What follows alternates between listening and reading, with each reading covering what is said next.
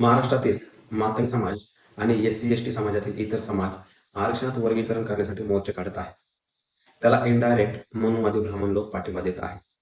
हे मनुवादी लोक या SC/ST समाजाच्या डोक्यात हे घातलं जात आहे की SC समाजातील बौद्ध समाजच पुढे जात आहे, तोच फक्त आरक्षणाचा फायदा घेत आहे. परंतु मी तुम्हाला सांगू इच्छितो की आजपर्यंत महार म्हणजे बौद्ध समाजातील कोणत्याच व्यक्तीने इतर जातीला नोकरी, शिक्षण घेऊ नका असे कधीच सांगितले नाही.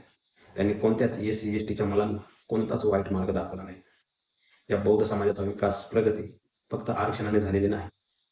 यांनी फक्त एक गोष्ट लक्षात ठेवली, ती म्हणजे डॉक्टर बाबासाहेबांचे विचार. डॉक्टर बाबासाहेबांनी ब्राह्मणांचे देव बाजूला ठेवायला सांगितले. त्यांची पूजा करू नका म्हणाले. अंधश्रद्धा, पाखंडवाद, पूजाविधी हे सोडायला सांगितले.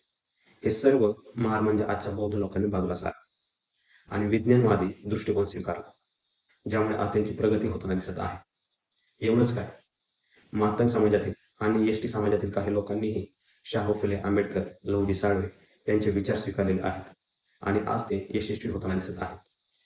तर दुसरीकडे ज्या मातंग समाजाने ब्राह्मणाचा हिंदू धर्म सोडला नाही, त्यांच्या अंधश्रद्धा, पाखंडवादाला आपल्या यशाचा मार्ग मानलं, त्यांचं आज नुकसान होताना दिसत आहे. त्यामुळे महाराष्ट्रातील मातंग समाज आणि SC/ST समाजाला थोडक्यात सांगू इच्छितो की तुम्ही तुमच्या डोक्यात जोपर्यंत शाहू फुले आंबेडकर यांचे विचार जोत नाही, तोपर्यंत तुम्ही कधीच यशस्वी होणार नाही, भले तुम्हाला आरक्षण असो या नसो.